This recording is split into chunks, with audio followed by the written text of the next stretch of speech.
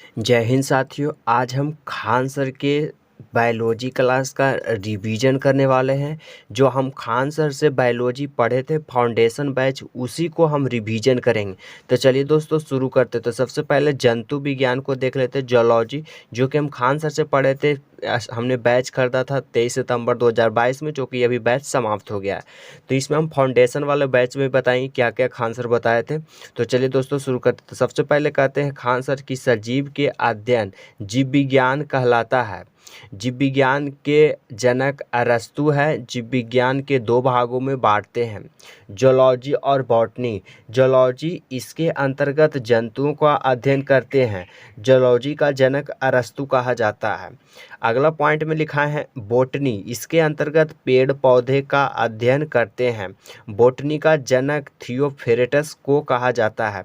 अब chapter start किए दोस्तों। चैप्टर का नाम है कोशिका। इतना खान सर बेसिक बताए थे और अगला चैप्टर स्टार्ट कर दिए थे कोशिका। कोशिका में क्या क्या बताए थे? कोशिका का अध्ययन साइटोलॉजी कहलाता है। अगला पॉइंट में लिखा है कोशिका प्रत्येक जीवधारी की संरचनात्मक एवं क्रियात्मक इकाई है। प्रत्येक जीवधारी की शरीर कोशिका से मिलकर बना होता है। अगला पॉइंट में लिखा है सर्वप्रथम कोशिका का खोज 1665 ईस्वी में रॉबर्ट हुक ने किया, किंतु इनके मृतक कोशिका का खोज किया। मतलब जो रॉबर्ट हुक ने कोशिका का खोज किए थे वो मृत कोशिका का खोज किए थे। इन्होंने मृत कोशिका का खोज किया। इन्हें फादर ऑफ साइटोलॉजी कहा जाता है। नेक्स्ट पॉइंट की ओर देखते हैं। अगला पॉइंट में लिखाए हैं मृत कोशिकाओं को नेफ्रेसिस कहते हैं। रॉबर्ट ब्राउन ने अपनी कोशिका संबंधित खोजों का वर्णन माइक्रोग्राफिया पुस्तक में किए हैं।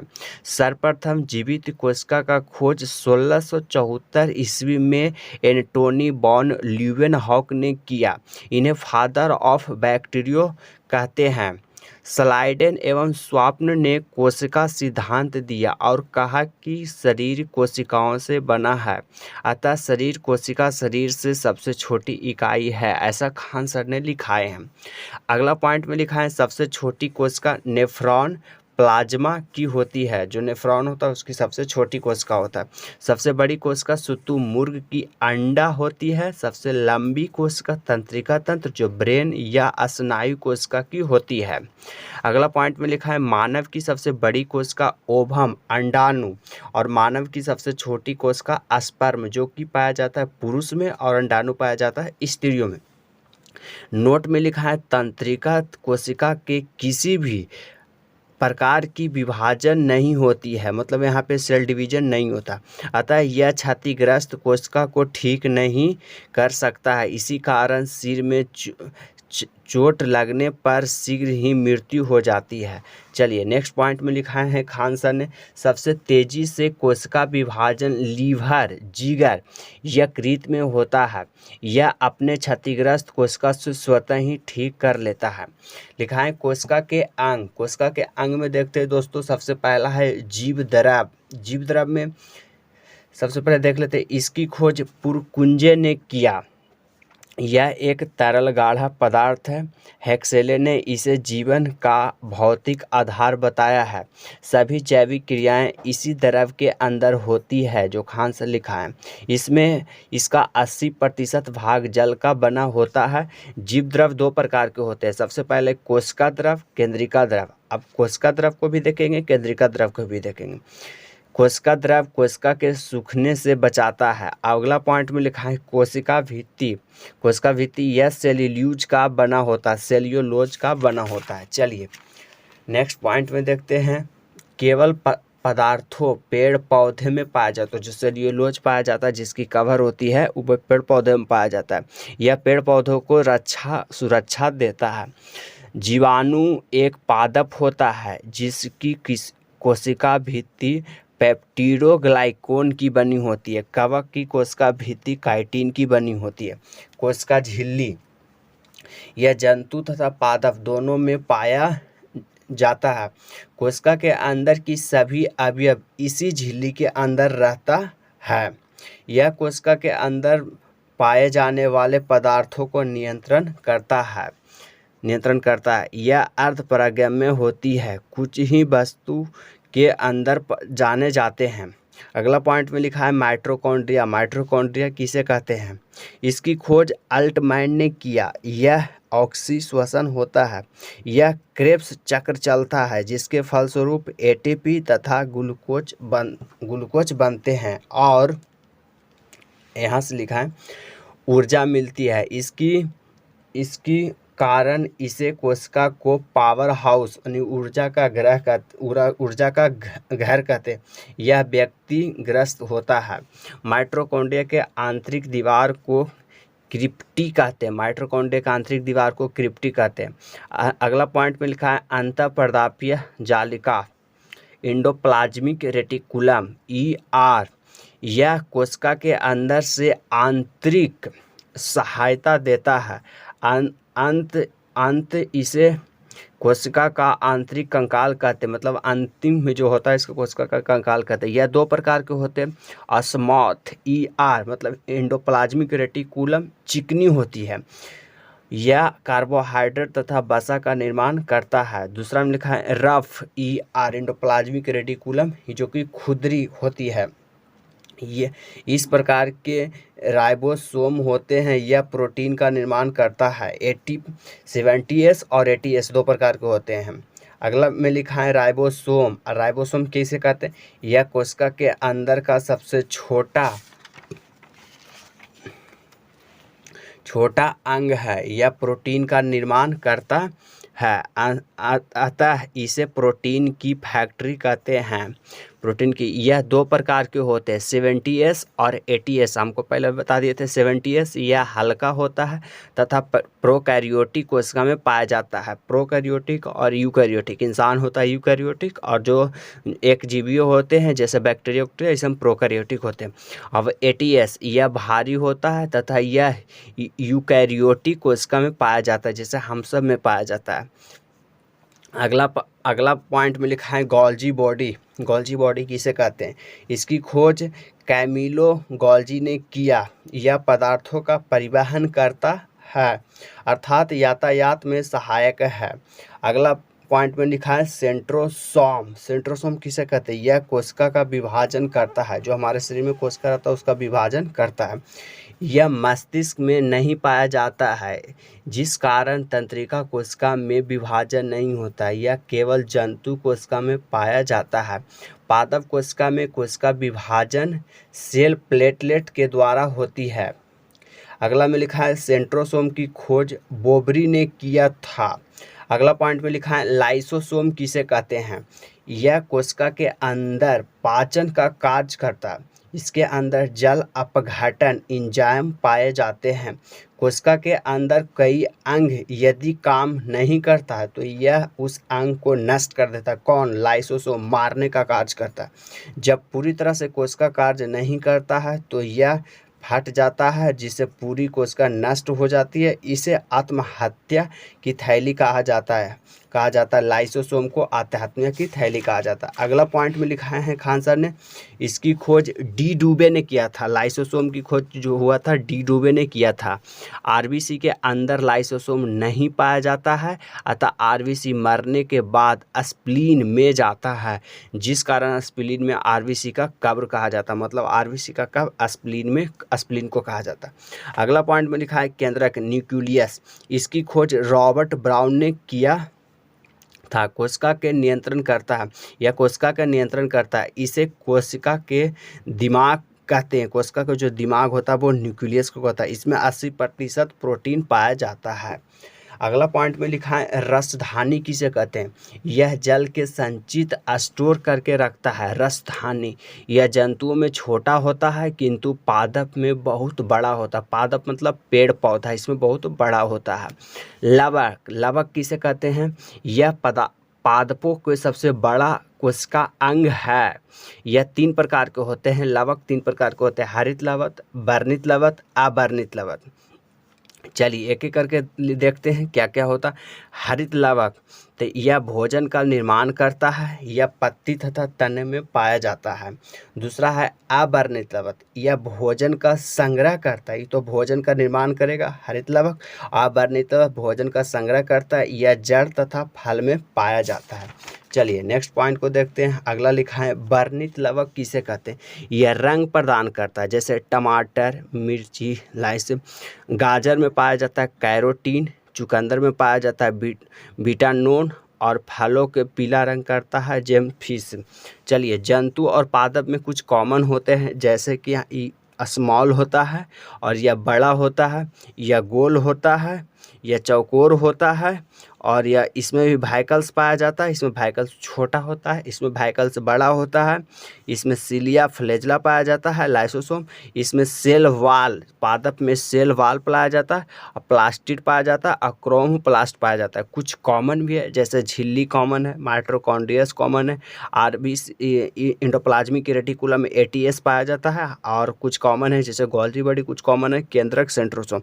मतलब जंतु और पादप, मतलब जीव और पेड़ पौधे में कुछ कुछ कॉमन है, कुछ इसमें अलग पाया। इसमें पाया जाता है जंतु में सिलिया और फ्लैजिला, इसमें पाया जाता है सेल वॉल और प्लेटलेट। चलिए दोस्तों अब अगला पॉइंट को देखते हैं। अगला पॉइंट में खान सर ने लिखाए हैं कि कोशिका दो प्रकार के होते हैं, पहला प्रोकैरियोटिक और यूकैरियोटिक। जंतु और पादप। प्रोकैरियोटिक किसे कहते हैं, प्रोकैरियोटिक, इसमें कोशिका का सभी अंग नहीं पाए जाते हैं, इन्हें प्रारंभिक कोशिका भी कहते हैं। इसकी कोशिका झिल्ली राइबोसोम 70S यानी 70S पाया जाता है, तथा शेष अंगों का अभाव देखा जाता है, मतलब शेष अंग नहीं पाए जाते हैं। यूकैरियोटिक, जैसे हम सब आते हैं यूकैरियोटिक में, तो यह पूरी तरह से विकसित होता है, इसमें कोशिका का सभी अंग पाए जाते हैं, इसमें ATS राइबोसोम पाया जाता है। पादप कोशिका का आकार चौकोर होता है, इसके अंदर का सबसे बड़ा अंग प्लास्टिड होता है। इसका वाइकल्स रसधानी, जो वाइकल्स होता है रसदानी, वो बड़ा होता है, इसके क्लोरोफिल्म पाया जाता है। जंतु कोशिका गोल होता है, इसके अंदर का सबसे बड़ा भाग केंद्रक होता है। चलिए दोस्तों अगला पॉइंट को देखते हैं। अगला पॉइंट में क्या क्या लिखा है। अब कुछ कॉमन्स लिखाएं कि कौन सा कॉमन होता है प्रोकैरियोटिक, इधर है यूकैरियोटिक। यह छोटा है, यह छोटा होता है, इसमें छोटा होता है, और इस बड़ा होता है।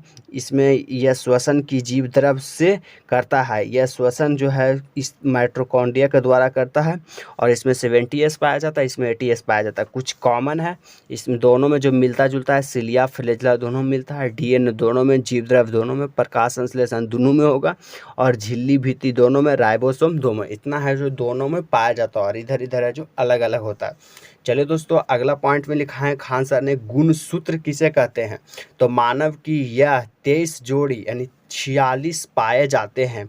इसकी खोज बाल्डेयर ने किया था।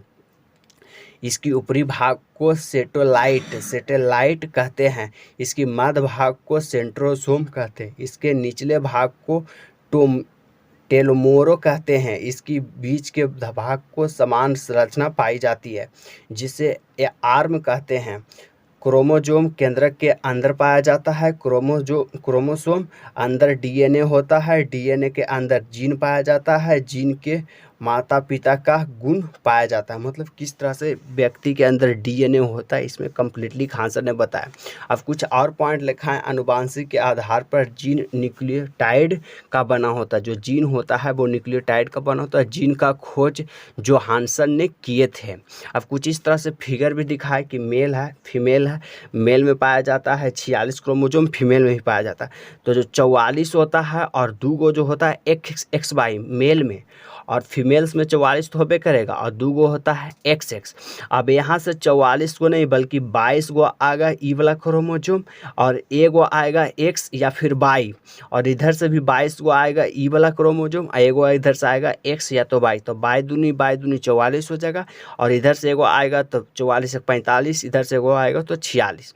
जब XY मिलेगा तो लड़का होगा, XX मिलेगा तो लड़की होगा। इस तरह से होते हैं। चलिए अगला पॉइंट में खान सर ने कुछ इस तरह से लिखाए हैं कि कुछ जीवों को गुणसूत्र, कितना किसका गुणसूत्र होता है।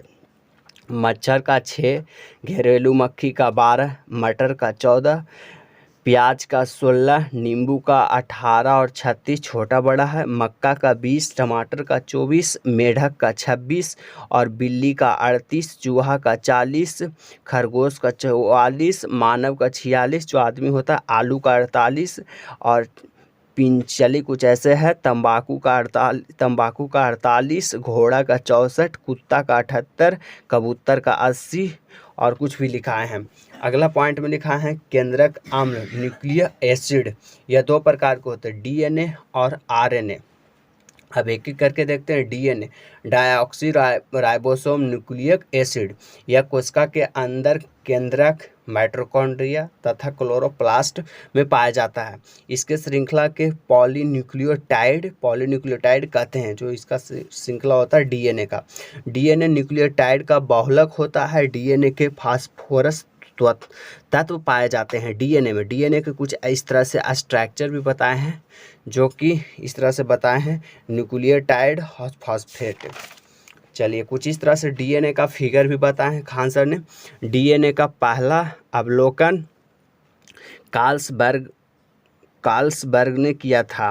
डीएनए का प्रयोगशाला में हरि गोविंद खुराना ने देखा। डीएनए की संरचना डबल स्टैंडर्ड होता है, इस तरह से देख सकते हैं किधर, जिसकी मेथड वाटसन क्रिक ने किया था, जिसकी मॉडल वाटसन क्रिक ने किया, जिस कारण इन्हें 1962 में नोबेल प्राइज दिया गया।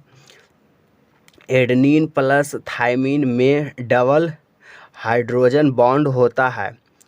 ग्रामीन तथा साइटोसिन में ट्रिपल हाइड्रोजन बॉन्ड होता है। इस तरह से ट्रिक भी बताएं कि ATGC, ए और टी रहेगा तो डबल बॉन्ड, जी और सी रहेगा तो ट्रिपल बॉन्ड। इस तरह से खान सर ने भी बताएं। अगला पॉइंट में लिखाए हैं आनुवांशिक युग्म के वाहक डीएनए होता है। डीएनए अनुक्रम में जीन के चिन्हित करने की प्रक्रिया एनाटेशन कहते हैं। प्रोटीन की जानकारी प्रदान करने वाली डीएनए के भाग में जीन होते हैं। डीएनए के नाइट्रोजन बेस थायमीन। भारत में डीएनए फिंगरप्रिंटिंग हैदराबाद में स्थित है। फिंगरप्रिंटिंग, इसका उपयोग अपराधी मामलों को गुरुत्वीय सुलझाने के लिए किया जाता है। इस तकनीकी से व्यक्ति के जैविक अंश जैसे रक्त, बाल, लार, नाखून तथा कोशिका स्रोत को द्वारा इसके डीएनए की पहचान की जाती है। अगला पॉइंट में लिखा है आरएनए राइबो न्यूक्लिक एसिड। इसकी संरचना सिंगल स्टैंडर्ड होता है। इसके राइबोसोम पाया जाता है। और यहाँ पे नीचे में थोड़ा सा नहीं जना रहा होगा आपको, इसकी नाइट्रोजन बेस में एडेनिन होता है। अब कम्प्लीटली ख़त्म हो गया, थोड़ा सा 1-2 पेज और बच रहा है, चलिए बता ही देते हैं। और तो दोस्तों उम्मीद करता हूँ आज तक इतना ही बताएं। अगला वीडियो में आपको थोड़ा सा और बचा है, यहाँ तक है, 4-5 पेज आ रहा है, 4-5 पेज भी हम आपको बता देंगे। उम्मीद करता हूँ कि आप इस तरह से खान सर के बायोलॉजी सेल वाला क्लास को रिवीजन कर पाए होंगे। तो इस वीडियो से आपको थोड़ा जानकारी मिला तो हमारे चैनल को सब्सक्राइब कर, वीडियो को लाइक करें, दोस्तों के साथ शेयर करें। इसके साथ जय हिंद, वंदे मातरम।